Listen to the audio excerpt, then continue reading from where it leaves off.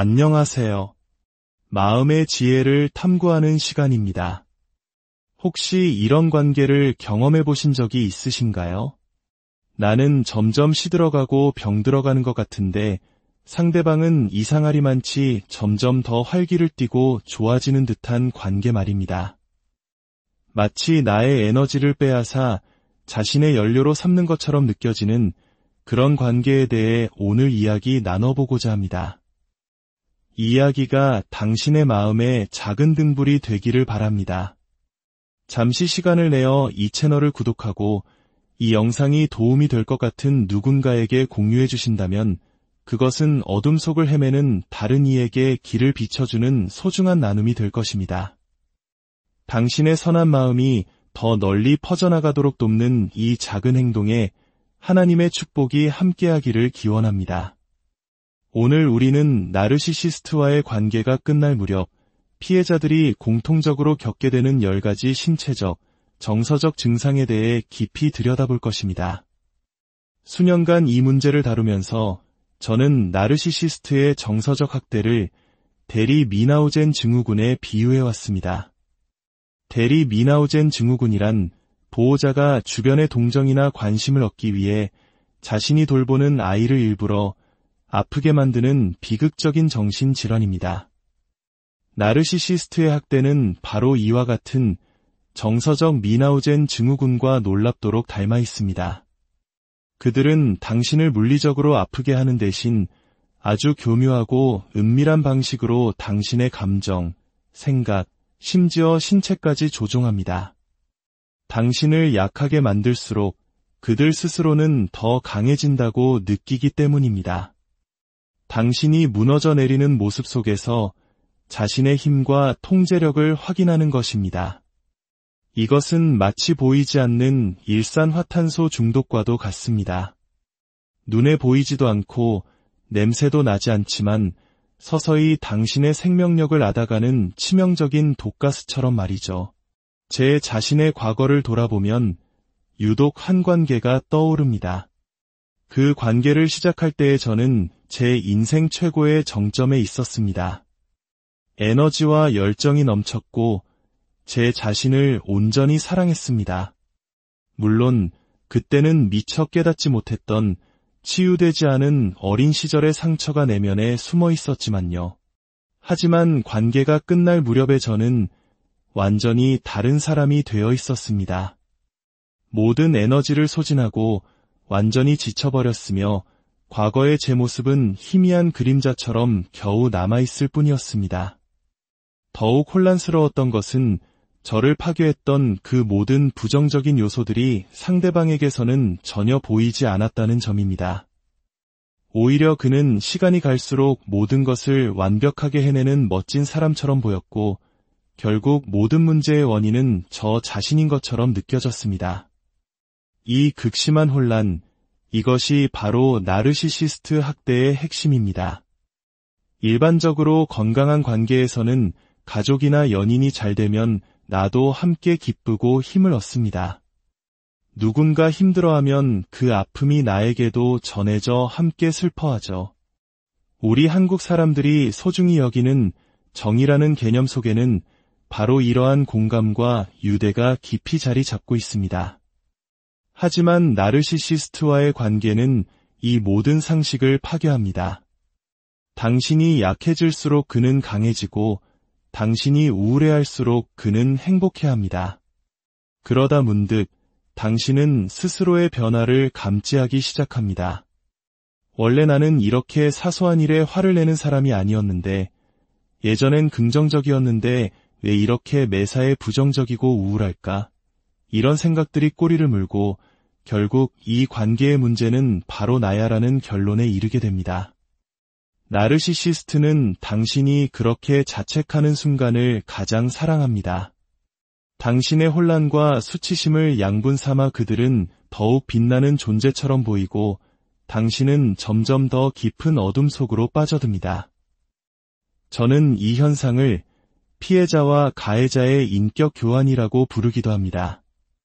궁극적으로 당신은 삶의 통제권을 서서히 잃어가고 상대방은 당신의 외적인 삶뿐만 아니라 내면 세계까지 24시간 완벽하게 장악하게 되는 것입니다. 특히 내향적인, 즉 은밀한 나르시시스트와의 관계는 더욱 위험합니다. 그들의 학대는 매우 교묘하고 미묘해서 알아차리기 어렵기 때문입니다. 마치 잔잔한 바다에서 물놀이를 즐기는 것과 같습니다. 즐겁게 시간을 보내다 물 밖으로 나왔을 때 내 짐이 있던 자리가 저 멀리 있는 것을 발견합니다. 나는 한 발짝도 움직이지 않았다고 생각했지만 나도 모르는 사이에 거센 조류가 나를 아주 멀리까지 떠내려 보낸 것입니다. 나르시시스트와의 관계에서 벗어난 후에도 우리는 비슷한 감정을 느낍니다. 원래의 나로 돌아가고 싶지만 예전에 내 모습이 있던 그 자리에 더 이상 내가 없다는 것을 깨닫게 됩니다. 나의 본질적인 자아가 사라진 것이 아닙니다. 다만 보이지 않던 학대의 조류가 너무 오랫동안 나를 본래의 모습에서 멀어지게 했고 그 과정에서 살아남기 위해 만들어낸 방어기제와 습관들이 진짜 나를 가리고 있는 것입니다. 이제 수많은 피해자들이 공감하는 10가지 신체적, 정서적 후유증에 대해 구체적으로 살펴보겠습니다. 당신은 몇 가지에 해당되는지 마음속으로 헤아려 보시길 바랍니다. 먼저 5가지 신체적 증상입니다. 첫째, 만성 피로입니다. 관계 초기에는 넘치던 에너지와 열정이 모두 사라지고 아침에 침대에서 일어나는 것조차 버겁게 느껴집니다. 설거지 같은 간단한 집안일조차 에베레스트 산을 오르는 것처럼 압도적으로 다가옵니다. 둘째, 소화기 문제입니다. 우리의 뇌와 장은 매우 긴밀하게 연결되어 있습니다. 지속적인 스트레스는 복통, 메스꺼움, 복부팽만, 과민성 대장 증후군 등 다양한 소화기 질환을 유발합니다. 셋째, 두통 및 편두통입니다. 끊임없는 감정적 긴장 상태는 뚜렷한 원인 없이 찾아오는 긴장성 두통이나 극심한 편두통을 일으킵니다. 많은 경우 신체적 고통은 해결되지 않은 정서적 문제와 깊은 관련이 있습니다. 의학적 치료와 더불어 자신의 마음을 들여다보는 과정이 치유에 큰 도움이 될 수 있습니다. 넷째, 수면 장애입니다. 불면증에 시달리거나 잠을 자도 계속 뒤척이고 아침에 일어나도 전혀 개운하지 않은 상태가 지속됩니다. 다섯째, 자가면역 질환입니다. 장기간의 극심한 스트레스는 우리 몸의 면역 체계를 교란시켜 자기 자신을 공격하게 만듭니다. 그 결과 류마티스 관절염이나 루푸스 같은 자가면역 질환이 발병할 수 있습니다. 다음은 5가지 정서적, 심리적 증상입니다. 첫째, 불안과 공황 발작입니다. 뚜렷한 위협이 없는 안전한 공간에 혼자 있어도 항상 불안하고 압도당하는 느낌, 극심한 두려움에 휩싸입니다. 이것은 당신의 신경계가 지속적인 위협에 반응하여 과도하게 활성화된 상태로 굳어졌기 때문입니다. 둘째, 우울증입니다. 무력감과 절망감에 빠져 어차피 해봐야 소용없어라며 모든 것을 포기하게 됩니다. 이런 감정 상태에서는 현재의 고통을 벗어날 방법이 보이지 않아 더욱 깊은 수렁에 빠지게 됩니다. 셋째, 가면 증후군입니다. 나르시시스트로부터 끊임없이 넌 부족해, 그건 내 착각이야 와 같은 말을 듣다 보면 어느새 그들의 비난을 내면화하게 됩니다. 자신의 가치, 재능, 심지어 자기 자신이라는 존재 자체를 의심하게 되는 것입니다. 넷째, 과잉 경계입니다. 언제 다음 감정적 공격이 닥칠지 몰라 단 한순간도 긴장을 늦추지 못하는 상태입니다. 당신의 몸은 24시간 내내 싸우거나 도망칠 준비를 하는 투쟁도피 상태에 갇혀 있습니다. 당신을 보호하려는 방어기제가 쉬지 마, 편안해하지 마, 안심하면 더 큰 고통이 닥칠 거야 라고 속삭이며 당신을 끊임없이 채찍질하는 것과 같습니다. 5째, 해리 증상입니다. 감당하기 힘든 고통으로부터 자신을 보호하기 위해 현실과 감각을 분리시키는 마음의 방어기제입니다. 내 몸과 마음이 분리된 것처럼 느끼거나 세상이 비현실적으로 느껴지기도 합니다. 신경계가 당신을 고통스러운 상황에서 벗어나게 할 수 없다고 판단할 때 고통을 덜 느끼도록 감각을 마비시키는 최후의 수단인 셈입니다. 이외에도 3가지 증상을 덧붙일 수 있습니다. 기억력 문제입니다. 지속적인 가스라이팅으로 인해 과거의 일이 혼란스럽게 느껴지거나 세부 사항을 기억하지 못하게 됩니다.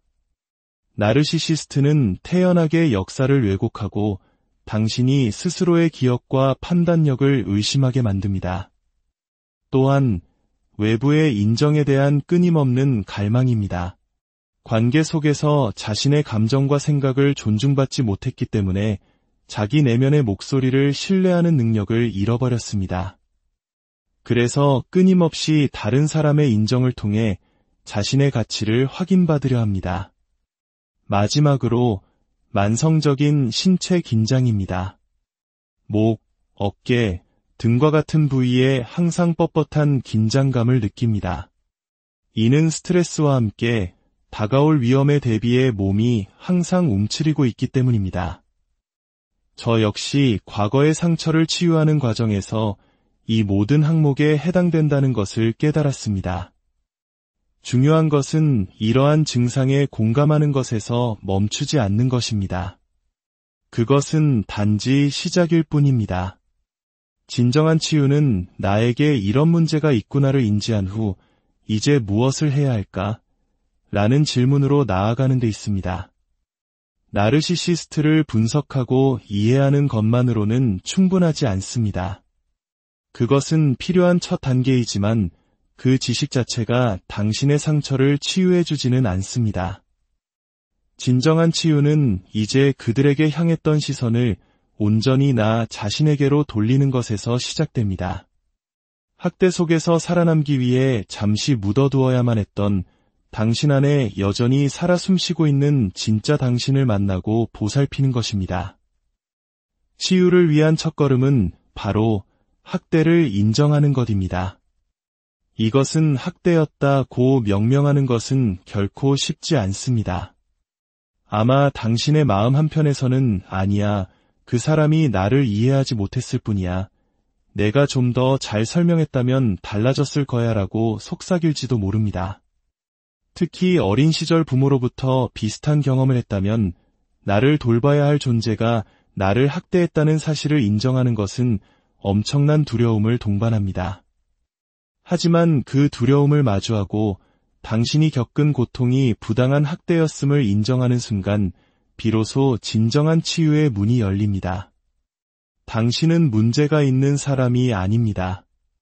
당신은 보이지 않는 폭풍우 속에서 살아남은 생존자입니다.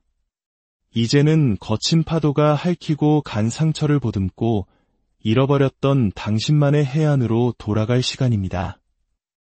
이 이야기를 듣고 계신 모든 분들의 치유 여정에 평화와 힘이 가득하기를 진심으로 기도합니다. 들어주셔서 안녕하세요. 마음의 지혜를 탐구하는 시간입니다. 혹시 이런 관계를 경험해 보신 적이 있으신가요? 나는 점점 시들어가고 병들어가는 것 같은데 상대방은 이상하리만치 점점 더 활기를 띠고 좋아지는 듯한 관계 말입니다. 마치 나의 에너지를 빼앗아 자신의 연료로 삼는 것처럼 느껴지는 그런 관계에 대해 오늘 이야기 나눠보고자 합니다. 이 이야기가 당신의 마음에 작은 등불이 되기를 바랍니다. 잠시 시간을 내어 이 채널을 구독하고 이 영상이 도움이 될 것 같은 누군가에게 공유해 주신다면 그것은 어둠 속을 헤매는 다른 이에게 길을 비춰주는 소중한 나눔이 될 것입니다. 당신의 선한 마음이 더 널리 퍼져나가도록 돕는 이 작은 행동에 하나님의 축복이 함께하기를 기원합니다. 오늘 우리는 나르시시스트와의 관계가 끝날 무렵 피해자들이 공통적으로 겪게 되는 10가지 신체적, 정서적 증상에 대해 깊이 들여다볼 것입니다. 수년간 이 문제를 다루면서 저는 나르시시스트의 정서적 학대를 대리 미나우젠 증후군에 비유해왔습니다. 대리 미나우젠 증후군이란 보호자가 주변의 동정이나 관심을 얻기 위해 자신이 돌보는 아이를 일부러 아프게 만드는 비극적인 정신질환입니다. 나르시시스트의 학대는 바로 이와 같은 정서적 미나우젠 증후군과 놀랍도록 닮아 있습니다. 그들은 당신을 물리적으로 아프게 하는 대신 아주 교묘하고 은밀한 방식으로 당신의 감정, 생각, 심지어 신체까지 조종합니다. 당신을 약하게 만들수록 그들 스스로는 더 강해진다고 느끼기 때문입니다. 당신이 무너져 내리는 모습 속에서 자신의 힘과 통제력을 확인하는 것입니다. 이것은 마치 보이지 않는 일산화탄소 중독과도 같습니다. 눈에 보이지도 않고 냄새도 나지 않지만 서서히 당신의 생명력을 앗아가는 치명적인 독가스처럼 말이죠. 제 자신의 과거를 돌아보면 유독 한 관계가 떠오릅니다. 그 관계를 시작할 때에 저는 제 인생 최고의 정점에 있었습니다. 에너지와 열정이 넘쳤고 제 자신을 온전히 사랑했습니다. 물론 그때는 미처 깨닫지 못했던 치유되지 않은 어린 시절의 상처가 내면에 숨어 있었지만요. 하지만 관계가 끝날 무렵에 저는 완전히 다른 사람이 되어 있었습니다. 모든 에너지를 소진하고 완전히 지쳐버렸으며 과거의 제 모습은 희미한 그림자처럼 겨우 남아있을 뿐이었습니다. 더욱 혼란스러웠던 것은 저를 파괴했던 그 모든 부정적인 요소들이 상대방에게서는 전혀 보이지 않았다는 점입니다. 오히려 그는 시간이 갈수록 모든 것을 완벽하게 해내는 멋진 사람처럼 보였고 결국 모든 문제의 원인은 저 자신인 것처럼 느껴졌습니다. 이 극심한 혼란, 이것이 바로 나르시시스트 학대의 핵심입니다. 일반적으로 건강한 관계에서는 가족이나 연인이 잘 되면 나도 함께 기쁘고 힘을 얻습니다. 누군가 힘들어하면 그 아픔이 나에게도 전해져 함께 슬퍼하죠. 우리 한국 사람들이 소중히 여기는 정이라는 개념 속에는 바로 이러한 공감과 유대가 깊이 자리 잡고 있습니다. 하지만 나르시시스트와의 관계는 이 모든 상식을 파괴합니다. 당신이 약해질수록 그는 강해지고 당신이 우울해할수록 그는 행복해합니다. 그러다 문득 당신은 스스로의 변화를 감지하기 시작합니다. 원래 나는 이렇게 사소한 일에 화를 내는 사람이 아니었는데 예전엔 긍정적이었는데 왜 이렇게 매사에 부정적이고 우울할까? 이런 생각들이 꼬리를 물고 결국 이 관계의 문제는 바로 나야라는 결론에 이르게 됩니다. 나르시시스트는 당신이 그렇게 자책하는 순간을 가장 사랑합니다. 당신의 혼란과 수치심을 양분 삼아 그들은 더욱 빛나는 존재처럼 보이고 당신은 점점 더 깊은 어둠 속으로 빠져듭니다. 저는 이 현상을 피해자와 가해자의 인격 교환이라고 부르기도 합니다. 궁극적으로 당신은 삶의 통제권을 서서히 잃어가고 상대방은 당신의 외적인 삶뿐만 아니라 내면 세계까지 24시간 완벽하게 장악하게 되는 것입니다. 특히 내향적인, 즉 은밀한 나르시시스트와의 관계는 더욱 위험합니다. 그들의 학대는 매우 교묘하고 미묘해서 알아차리기 어렵기 때문입니다. 마치 잔잔한 바다에서 물놀이를 즐기는 것과 같습니다. 즐겁게 시간을 보내다 물 밖으로 나왔을 때 내 짐이 있던 자리가 저 멀리 있는 것을 발견합니다. 나는 한 발짝도 움직이지 않았다고 생각했지만 나도 모르는 사이에 거센 조류가 나를 아주 멀리까지 떠내려 보낸 것입니다. 나르시시스트와의 관계에서 벗어난 후에도 우리는 비슷한 감정을 느낍니다. 원래의 나로 돌아가고 싶지만 예전에 내 모습이 있던 그 자리에 더 이상 내가 없다는 것을 깨닫게 됩니다. 나의 본질적인 자아가 사라진 것이 아닙니다. 다만 보이지 않던 학대의 조류가 너무 오랫동안 나를 본래의 모습에서 멀어지게 했고 그 과정에서 살아남기 위해 만들어낸 방어기제와 습관들이 진짜 나를 가리고 있는 것입니다. 이제 수많은 피해자들이 공감하는 10가지 신체적, 정서적 후유증에 대해 구체적으로 살펴보겠습니다. 당신은 몇 가지에 해당되는지 마음속으로 헤아려 보시길 바랍니다. 먼저 5가지 신체적 증상입니다. 첫째, 만성 피로입니다. 관계 초기에는 넘치던 에너지와 열정이 모두 사라지고 아침에 침대에서 일어나는 것조차 버겁게 느껴집니다. 설거지 같은 간단한 집안일조차 에베레스트 산을 오르는 것처럼 압도적으로 다가옵니다. 둘째, 소화기 문제입니다. 우리의 뇌와 장은 매우 긴밀하게 연결되어 있습니다. 지속적인 스트레스는 복통, 메스꺼움, 복부팽만, 과민성 대장 증후군 등 다양한 소화기 질환을 유발합니다. 셋째, 두통 및 편두통입니다. 끊임없는 감정적 긴장 상태는 뚜렷한 원인 없이 찾아오는 긴장성 두통이나 극심한 편두통을 일으킵니다. 많은 경우 신체적 고통은 해결되지 않은 정서적 문제와 깊은 관련이 있습니다. 의학적 치료와 더불어 자신의 마음을 들여다보는 과정이 치유에 큰 도움이 될 수 있습니다. 넷째, 수면 장애입니다. 불면증에 시달리거나 잠을 자도 계속 뒤척이고 아침에 일어나도 전혀 개운하지 않은 상태가 지속됩니다. 다섯째, 자가면역 질환입니다. 장기간의 극심한 스트레스는 우리 몸의 면역 체계를 교란시켜 자기 자신을 공격하게 만듭니다. 그 결과 류마티스 관절염이나 루푸스 같은 자가면역 질환이 발병할 수 있습니다. 다음은 5가지 정서적, 심리적 증상입니다. 첫째, 불안과 공황 발작입니다. 뚜렷한 위협이 없는 안전한 공간에 혼자 있어도 항상 불안하고 압도당하는 느낌, 극심한 두려움에 휩싸입니다. 이것은 당신의 신경계가 지속적인 위협에 반응하여 과도하게 활성화된 상태로 굳어졌기 때문입니다. 둘째, 우울증입니다. 무력감과 절망감에 빠져 어차피 해봐야 소용없어라며 모든 것을 포기하게 됩니다. 이런 감정 상태에서는 현재의 고통을 벗어날 방법이 보이지 않아 더욱 깊은 수렁에 빠지게 됩니다. 셋째, 가면 증후군입니다. 나르시시스트로부터 끊임없이 넌 부족해, 그건 내 착각이야 와 같은 말을 듣다 보면 어느새 그들의 비난을 내면화하게 됩니다. 자신의 가치, 재능, 심지어 자기 자신이라는 존재 자체를 의심하게 되는 것입니다. 넷째, 과잉 경계입니다. 언제 다음 감정적 공격이 닥칠지 몰라 단 한순간도 긴장을 늦추지 못하는 상태입니다.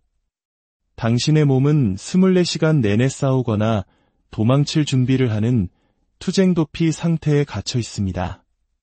당신을 보호하려는 방어기제가 쉬지마, 편안해하지마, 안심하면 더 큰 고통이 닥칠 거야 라고 속삭이며 당신을 끊임없이 채찍질하는 것과 같습니다. 다섯째, 해리 증상입니다. 감당하기 힘든 고통으로부터 자신을 보호하기 위해 현실과 감각을 분리시키는 마음의 방어기제입니다. 내 몸과 마음이 분리된 것처럼 느끼거나 세상이 비현실적으로 느껴지기도 합니다. 신경계가 당신을 고통스러운 상황에서 벗어나게 할 수 없다고 판단할 때 고통을 덜 느끼도록 감각을 마비시키는 최후의 수단인 셈입니다. 이외에도 3가지 증상을 덧붙일 수 있습니다. 기억력 문제입니다. 지속적인 가스라이팅으로 인해 과거의 일이 혼란스럽게 느껴지거나 세부 사항을 기억하지 못하게 됩니다. 나르시시스트는 태연하게 역사를 왜곡하고 당신이 스스로의 기억과 판단력을 의심하게 만듭니다. 또한 외부의 인정에 대한 끊임없는 갈망입니다. 관계 속에서 자신의 감정과 생각을 존중받지 못했기 때문에 자기 내면의 목소리를 신뢰하는 능력을 잃어버렸습니다. 그래서 끊임없이 다른 사람의 인정을 통해 자신의 가치를 확인받으려 합니다. 마지막으로 만성적인 신체 긴장입니다. 목, 어깨, 등과 같은 부위에 항상 뻣뻣한 긴장감을 느낍니다. 이는 스트레스와 함께 다가올 위험에 대비해 몸이 항상 움츠리고 있기 때문입니다. 저 역시 과거의 상처를 치유하는 과정에서 이 모든 항목에 해당된다는 것을 깨달았습니다. 중요한 것은 이러한 증상에 공감하는 것에서 멈추지 않는 것입니다. 그것은 단지 시작일 뿐입니다. 진정한 치유는 나에게 이런 문제가 있구나를 인지한 후 이제 무엇을 해야 할까? 라는 질문으로 나아가는 데 있습니다. 나르시시스트를 분석하고 이해하는 것만으로는 충분하지 않습니다. 그것은 필요한 첫 단계이지만 그 지식 자체가 당신의 상처를 치유해주지는 않습니다. 진정한 치유는 이제 그들에게 향했던 시선을 온전히 나 자신에게로 돌리는 것에서 시작됩니다. 학대 속에서 살아남기 위해 잠시 묻어두어야만 했던 당신 안에 여전히 살아 숨쉬고 있는 진짜 당신을 만나고 보살피는 것입니다. 치유를 위한 첫걸음은 바로 학대를 인정하는 것입니다. 이것은 학대였다고 명명하는 것은 결코 쉽지 않습니다. 아마 당신의 마음 한편에서는 아니야, 그 사람이 나를 이해하지 못했을 뿐이야. 내가 좀 더 잘 설명했다면 달라졌을 거야 라고 속삭일지도 모릅니다. 특히 어린 시절 부모로부터 비슷한 경험을 했다면 나를 돌봐야 할 존재가 나를 학대했다는 사실을 인정하는 것은 엄청난 두려움을 동반합니다. 하지만 그 두려움을 마주하고 당신이 겪은 고통이 부당한 학대였음을 인정하는 순간 비로소 진정한 치유의 문이 열립니다. 당신은 문제가 있는 사람이 아닙니다. 당신은 보이지 않는 폭풍우 속에서 살아남은 생존자입니다. 이제는 거친 파도가 핥히고 간 상처를 보듬고 잃어버렸던 당신만의 해안으로 돌아갈 시간입니다. 이 이야기를 듣고 계신 모든 분들의 치유 여정에 평화와 힘이 가득하기를 진심으로 기도합니다. 들어주셔서 안녕하세요. 마음의 지혜를 탐구하는 시간입니다. 혹시 이런 관계를 경험해 보신 적이 있으신가요?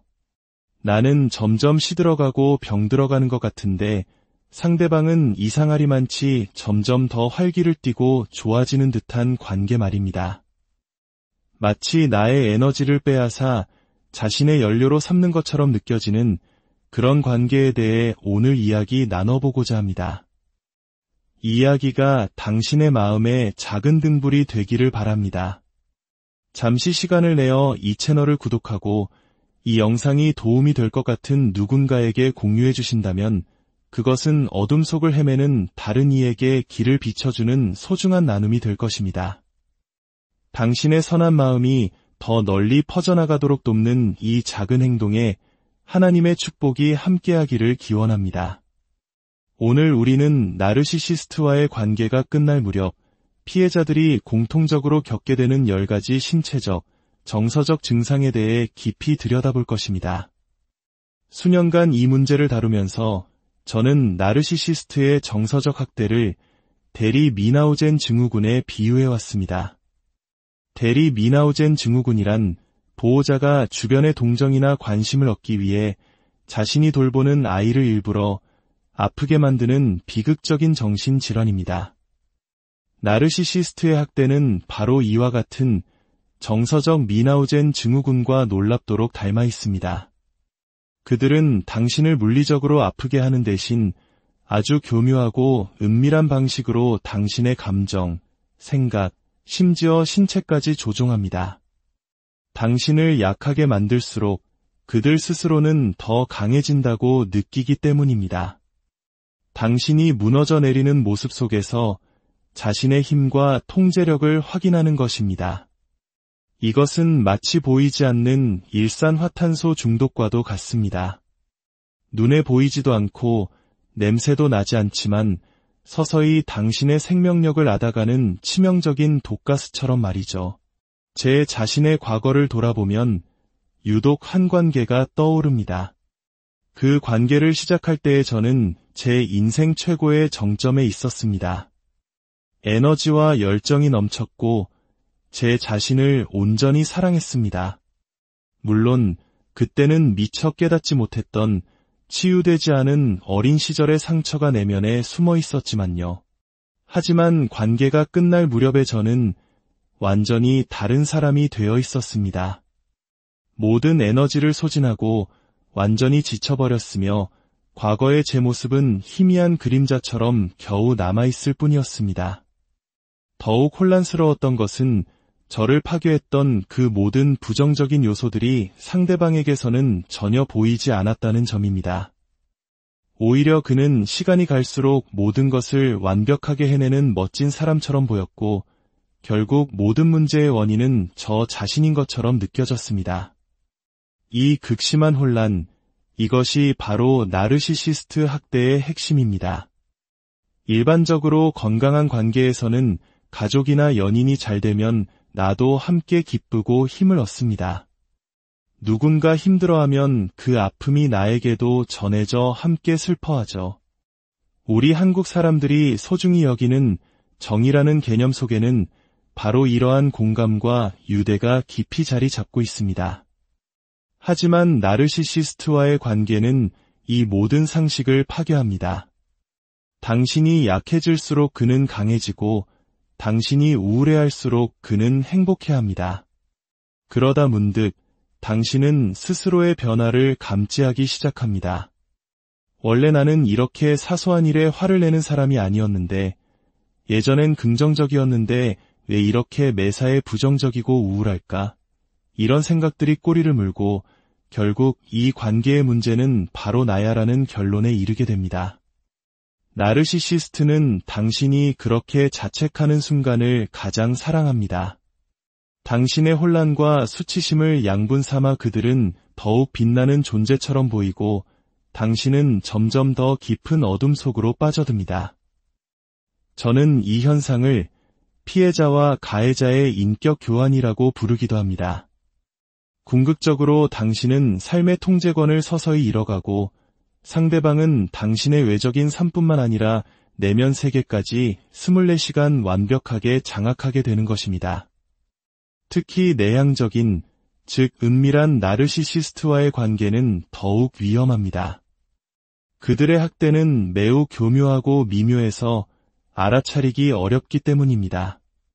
마치 잔잔한 바다에서 물놀이를 즐기는 것과 같습니다. 즐겁게 시간을 보내다 물 밖으로 나왔을 때 내 짐이 있던 자리가 저 멀리 있는 것을 발견합니다. 나는 한 발짝도 움직이지 않았다고 생각했지만 나도 모르는 사이의 것엔 조류가 나를 아주 멀리까지 떠내려 보낸 것입니다. 나르시시스트와의 관계에서 벗어난 후에도 우리는 비슷한 감정을 느낍니다. 원래의 나로 돌아가고 싶지만 예전에 내 모습이 있던 그 자리에 더 이상 내가 없다는 것을 깨닫게 됩니다. 나의 본질적인 자아가 사라진 것이 아닙니다. 다만 보이지 않던 학대의 조류가 너무 오랫동안 나를 본래의 모습에서 멀어지게 했고 그 과정에서 살아남기 위해 만들어낸 방어기제와 습관들이 진짜 나를 가리고 있는 것입니다. 이제 수많은 피해자들이 공감하는 10가지 신체적, 정서적 후유증에 대해 구체적으로 살펴보겠습니다. 당신은 몇 가지에 해당되는지 마음속으로 헤아려 보시길 바랍니다. 먼저 5가지 신체적 증상입니다. 첫째, 만성 피로입니다. 관계 초기에는 넘치던 에너지와 열정이 모두 사라지고 아침에 침대에서 일어나는 것조차 버겁게 느껴집니다. 설거지 같은 간단한 집안일조차 에베레스트 산을 오르는 것처럼 압도적으로 다가옵니다. 둘째, 소화기 문제입니다. 우리의 뇌와 장은 매우 긴밀하게 연결되어 있습니다. 지속적인 스트레스는 복통, 메스꺼움, 복부팽만, 과민성 대장 증후군 등 다양한 소화기 질환을 유발합니다. 셋째, 두통 및 편두통입니다. 끊임없는 감정적 긴장 상태는 뚜렷한 원인 없이 찾아오는 긴장성 두통이나 극심한 편두통을 일으킵니다. 많은 경우 신체적 고통은 해결되지 않은 정서적 문제와 깊은 관련이 있습니다. 의학적 치료와 더불어 자신의 마음을 들여다보는 과정이 치유에 큰 도움이 될 수 있습니다. 넷째, 수면 장애입니다. 불면증에 시달리거나 잠을 자도 계속 뒤척이고 아침에 일어나도 전혀 개운하지 않은 상태가 지속됩니다. 다섯째, 자가면역 질환입니다. 장기간의 극심한 스트레스는 우리 몸의 면역 체계를 교란시켜 자기 자신을 공격하게 만듭니다. 그 결과 류마티스 관절염이나 루푸스 같은 자가면역 질환이 발병할 수 있습니다. 다음은 5가지 정서적, 심리적 증상입니다. 첫째, 불안과 공황 발작입니다. 뚜렷한 위협이 없는 안전한 공간에 혼자 있어도 항상 불안하고 압도당하는 느낌, 극심한 두려움에 휩싸입니다. 이것은 당신의 신경계가 지속적인 위협에 반응하여 과도하게 활성화된 상태로 굳어졌기 때문입니다. 둘째, 우울증입니다. 무력감과 절망감에 빠져 어차피 해봐야 소용없어라며 모든 것을 포기하게 됩니다. 이런 감정 상태에서는 현재의 고통을 벗어날 방법이 보이지 않아 더욱 깊은 수렁에 빠지게 됩니다. 셋째, 가면 증후군입니다. 나르시시스트로부터 끊임없이 넌 부족해, 그건 내 착각이야 와 같은 말을 듣다 보면 어느새 그들의 비난을 내면화하게 됩니다. 자신의 가치, 재능, 심지어 자기 자신이라는 존재 자체를 의심하게 되는 것입니다. 넷째, 과잉 경계입니다. 언제 다음 감정적 공격이 닥칠지 몰라 단 한순간도 긴장을 늦추지 못하는 상태입니다. 당신의 몸은 24시간 내내 싸우거나 도망칠 준비를 하는 투쟁도피 상태에 갇혀 있습니다. 당신을 보호하려는 방어기제가 쉬지마, 편안해하지마, 안심하면 더 큰 고통이 닥칠 거야 라고 속삭이며 당신을 끊임없이 채찍질하는 것과 같습니다. 다섯째, 해리 증상입니다. 감당하기 힘든 고통으로부터 자신을 보호하기 위해 현실과 감각을 분리시키는 마음의 방어기제입니다. 내 몸과 마음이 분리된 것처럼 느끼거나 세상이 비현실적으로 느껴지기도 합니다. 신경계가 당신을 고통스러운 상황에서 벗어나게 할 수 없다고 판단할 때 고통을 덜 느끼도록 감각을 마비시키는 최후의 수단인 셈입니다. 이외에도 3가지 증상을 덧붙일 수 있습니다. 기억력 문제입니다. 지속적인 가스라이팅으로 인해 과거의 일이 혼란스럽게 느껴지거나 세부 사항을 기억하지 못하게 됩니다. 나르시시스트는 태연하게 역사를 왜곡하고 당신이 스스로의 기억과 판단력을 의심하게 만듭니다. 또한 외부의 인정에 대한 끊임없는 갈망입니다. 관계 속에서 자신의 감정과 생각을 존중받지 못했기 때문에 자기 내면의 목소리를 신뢰하는 능력을 잃어버렸습니다. 그래서 끊임없이 다른 사람의 인정을 통해 자신의 가치를 확인받으려 합니다. 마지막으로 만성적인 신체 긴장입니다. 목, 어깨, 등과 같은 부위에 항상 뻣뻣한 긴장감을 느낍니다. 이는 스트레스와 함께 다가올 위험에 대비해 몸이 항상 움츠리고 있기 때문입니다. 저 역시 과거의 상처를 치유하는 과정에서 이 모든 항목에 해당된다는 것을 깨달았습니다. 중요한 것은 이러한 증상에 공감하는 것에서 멈추지 않는 것입니다. 그것은 단지 시작일 뿐입니다. 진정한 치유는 나에게 이런 문제가 있구나를 인지한 후 이제 무엇을 해야 할까? 라는 질문으로 나아가는 데 있습니다. 나르시시스트를 분석하고 이해하는 것만으로는 충분하지 않습니다. 그것은 필요한 첫 단계이지만 그 지식 자체가 당신의 상처를 치유해주지는 않습니다.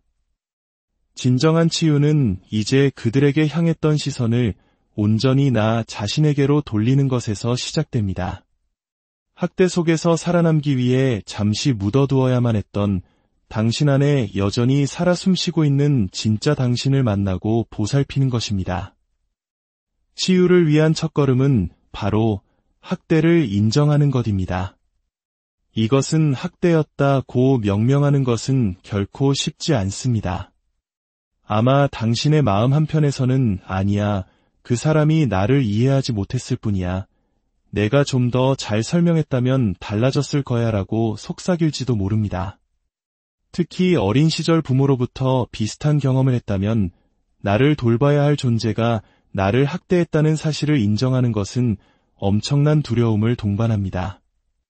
하지만 그 두려움을 마주하고 당신이 겪은 고통이 부당한 학대였음을 인정하는 순간 비로소 진정한 치유의 문이 열립니다. 당신은 문제가 있는 사람이 아닙니다. 당신은 보이지 않는 폭풍우 속에서 살아남은 생존자입니다. 이제는 거친 파도가 핥히고 간 상처를 보듬고 잃어버렸던 당신만의 해안으로 돌아갈 시간입니다. 이 이야기를 듣고 계신 모든 분들의 치유 여정에 평화와 힘이 가득하기를 진심으로 기도합니다. 들어주셔서 안녕하세요. 마음의 지혜를 탐구하는 시간입니다. 혹시 이런 관계를 경험해 보신 적이 있으신가요? 나는 점점 시들어가고 병들어가는 것 같은데 상대방은 이상하리만치 점점 더 활기를 띠고 좋아지는 듯한 관계 말입니다.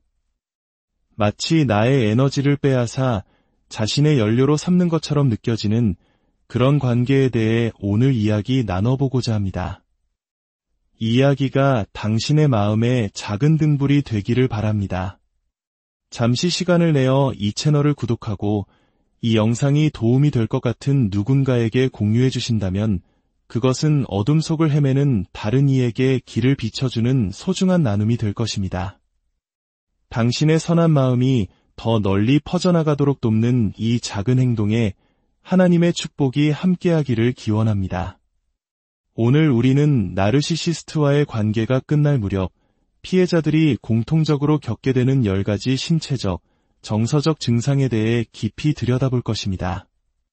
수년간 이 문제를 다루면서 저는 나르시시스트의 정서적 학대를 대리 미나우젠 증후군에 비유해왔습니다.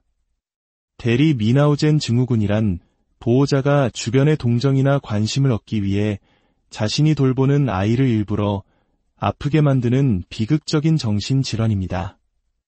나르시시스트의 학대는 바로 이와 같은 정서적 미나우젠 증후군과 놀랍도록 닮아 있습니다. 그들은 당신을 물리적으로 아프게 하는 대신 아주 교묘하고 은밀한 방식으로 당신의 감정, 생각, 심지어 신체까지 조종합니다. 당신을 약하게 만들수록 그들 스스로는 더 강해진다고 느끼기 때문입니다. 당신이 무너져 내리는 모습 속에서 자신의 힘과 통제력을 확인하는 것입니다. 이것은 마치 보이지 않는 일산화탄소 중독과도 같습니다. 눈에 보이지도 않고 냄새도 나지 않지만 서서히 당신의 생명력을 앗아가는 치명적인 독가스처럼 말이죠. 제 자신의 과거를 돌아보면 유독 한 관계가 떠오릅니다. 그 관계를 시작할 때의 저는 제 인생 최고의 정점에 있었습니다. 에너지와 열정이 넘쳤고 제 자신을 온전히 사랑했습니다. 물론 그때는 미처 깨닫지 못했던 치유되지 않은 어린 시절의 상처가 내면에 숨어 있었지만요. 하지만 관계가 끝날 무렵에 저는 완전히 다른 사람이 되어 있었습니다. 모든 에너지를 소진하고 완전히 지쳐버렸으며 과거의 제 모습은 희미한 그림자처럼 겨우 남아있을 뿐이었습니다.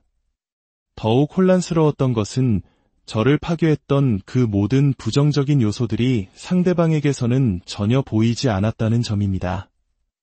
오히려 그는 시간이 갈수록 모든 것을 완벽하게 해내는 멋진 사람처럼 보였고 결국 모든 문제의 원인은 저 자신인 것처럼 느껴졌습니다.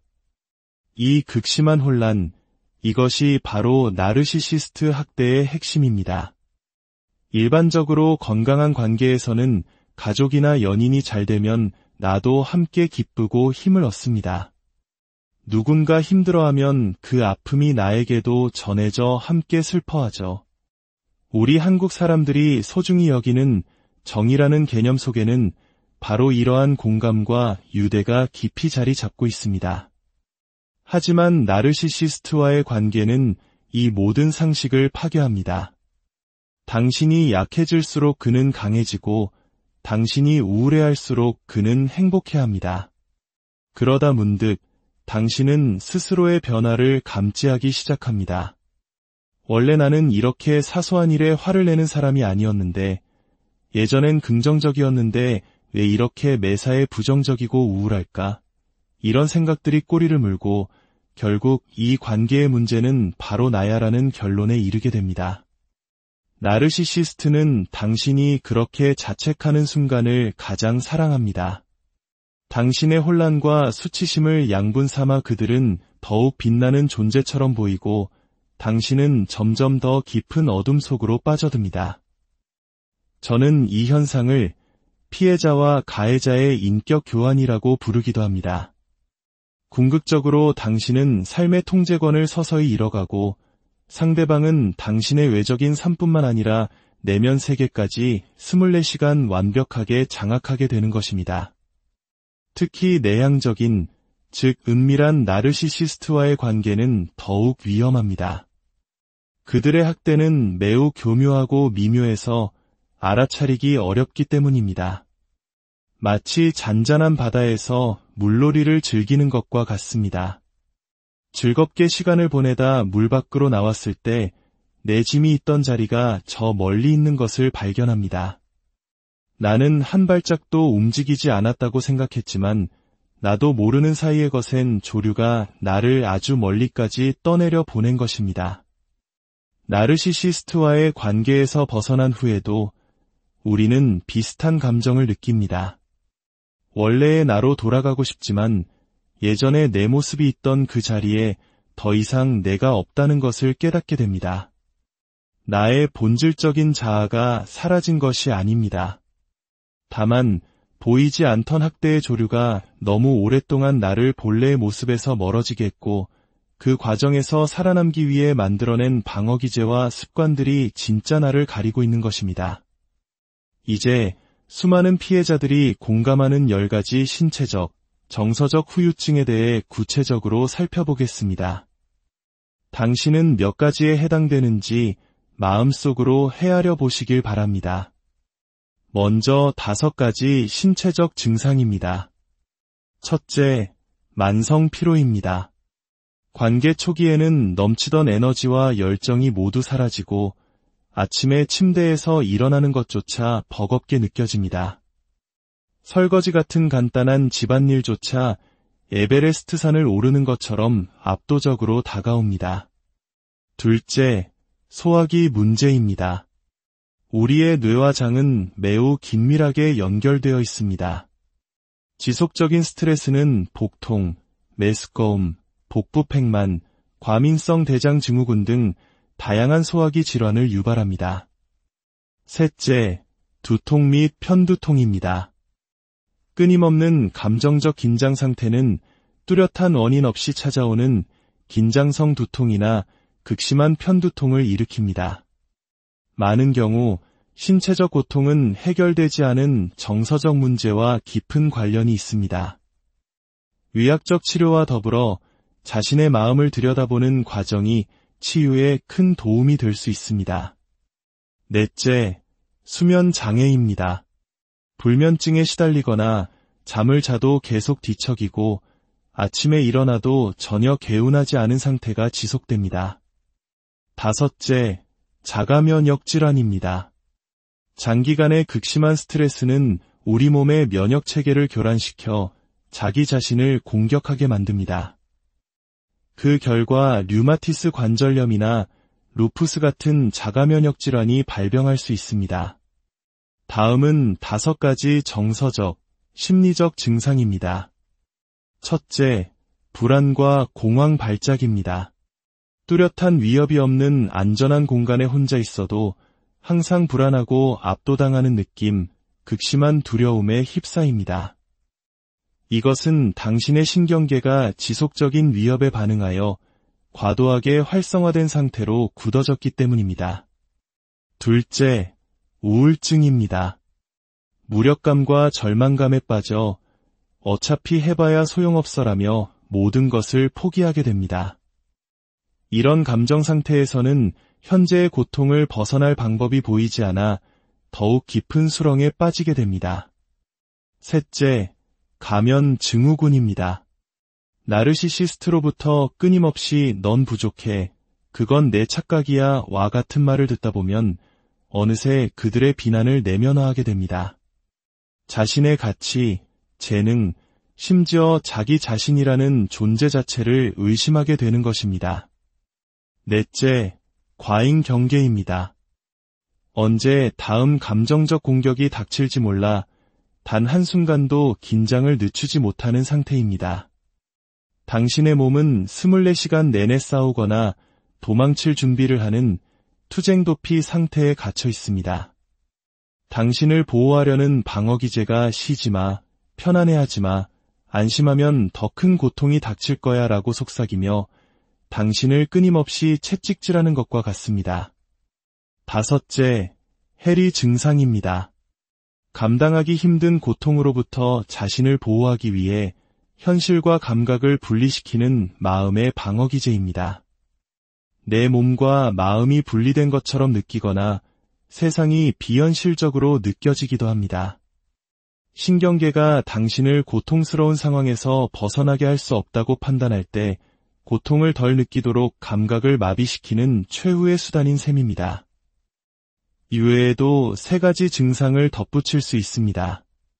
기억력 문제입니다. 지속적인 가스라이팅으로 인해 과거의 일이 혼란스럽게 느껴지거나 세부 사항을 기억하지 못하게 됩니다. 나르시시스트는 태연하게 역사를 왜곡하고 당신이 스스로의 기억과 판단력을 의심하게 만듭니다. 또한 외부의 인정에 대한 끊임없는 갈망입니다. 관계 속에서 자신의 감정과 생각을 존중받지 못했기 때문에 자기 내면의 목소리를 신뢰하는 능력을 잃어버렸습니다. 그래서 끊임없이 다른 사람의 인정을 통해 자신의 가치를 확인받으려 합니다. 마지막으로 만성적인 신체 긴장입니다. 목, 어깨, 등과 같은 부위에 항상 뻣뻣한 긴장감을 느낍니다. 이는 스트레스와 함께 다가올 위험에 대비해 몸이 항상 움츠리고 있기 때문입니다. 저 역시 과거의 상처를 치유하는 과정에서 이 모든 항목에 해당된다는 것을 깨달았습니다. 중요한 것은 이러한 증상에 공감하는 것에서 멈추지 않는 것입니다. 그것은 단지 시작일 뿐입니다. 진정한 치유는 나에게 이런 문제가 있구나를 인지한 후 이제 무엇을 해야 할까? 라는 질문으로 나아가는 데 있습니다. 나르시시스트를 분석하고 이해하는 것만으로는 충분하지 않습니다. 그것은 필요한 첫 단계이지만 그 지식 자체가 당신의 상처를 치유해주지는 않습니다. 진정한 치유는 이제 그들에게 향했던 시선을 온전히 나 자신에게로 돌리는 것에서 시작됩니다. 학대 속에서 살아남기 위해 잠시 묻어두어야만 했던 당신 안에 여전히 살아 숨쉬고 있는 진짜 당신을 만나고 보살피는 것입니다. 치유를 위한 첫걸음은 바로 학대를 인정하는 것입니다. 이것은 학대였다고 명명하는 것은 결코 쉽지 않습니다. 아마 당신의 마음 한편에서는 아니야, 그 사람이 나를 이해하지 못했을 뿐이야. 내가 좀 더 잘 설명했다면 달라졌을 거야 라고 속삭일지도 모릅니다.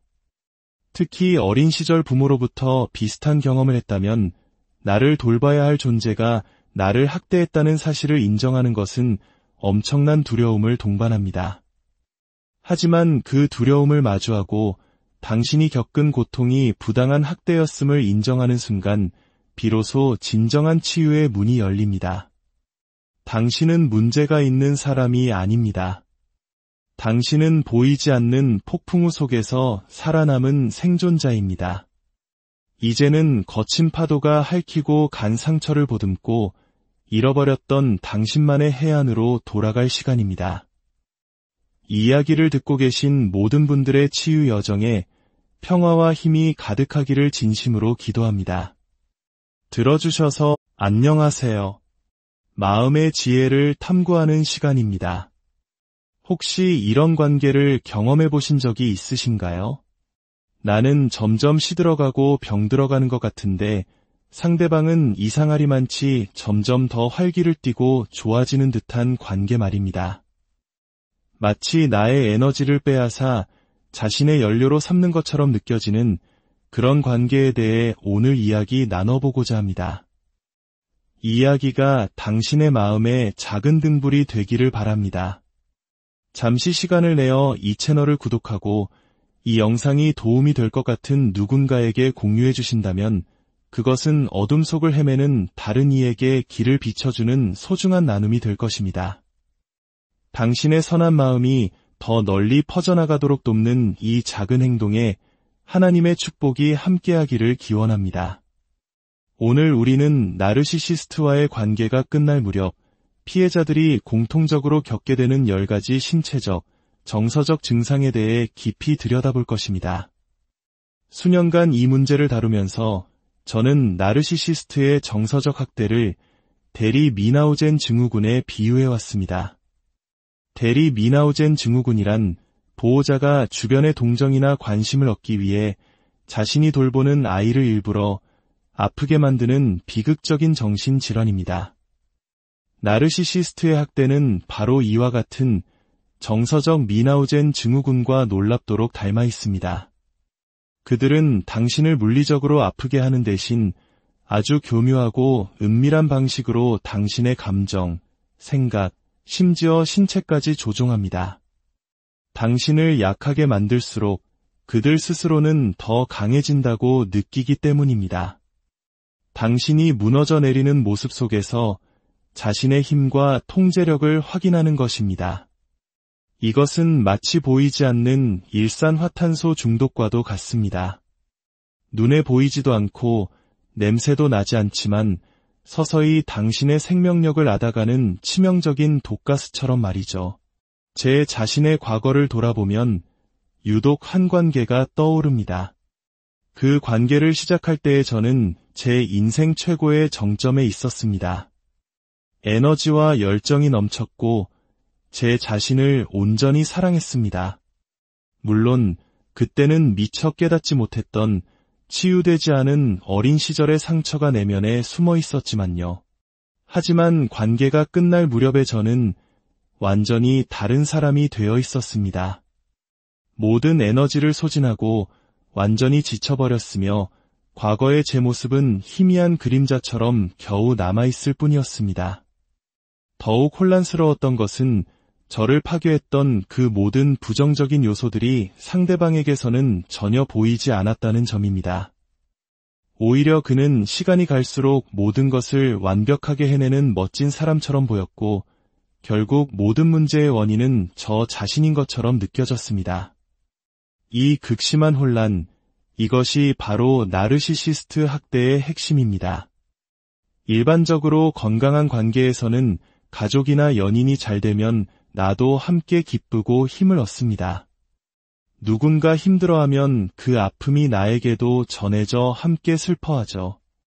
우리 한국 사람들이 소중히 여기는 정이라는 개념 속에는 바로 이러한 공감과 유대가 깊이 자리 잡고 있습니다. 하지만 나르시시스트와의 관계는 이 모든 상식을 파괴합니다. 당신이 약해질수록 그는 강해지고 당신이 우울해할수록 그는 행복해합니다. 그러다 문득 당신은 스스로의 변화를 감지하기 시작합니다. 원래 나는 이렇게 사소한 일에 화를 내는 사람이 아니었는데 예전엔 긍정적이었는데 왜 이렇게 매사에 부정적이고 우울할까? 이런 생각들이 꼬리를 물고 결국 이 관계의 문제는 바로 나야라는 결론에 이르게 됩니다. 나르시시스트는 당신이 그렇게 자책하는 순간을 가장 사랑합니다. 당신의 혼란과 수치심을 양분 삼아 그들은 더욱 빛나는 존재처럼 보이고 당신은 점점 더 깊은 어둠 속으로 빠져듭니다. 저는 이 현상을 피해자와 가해자의 인격 교환이라고 부르기도 합니다.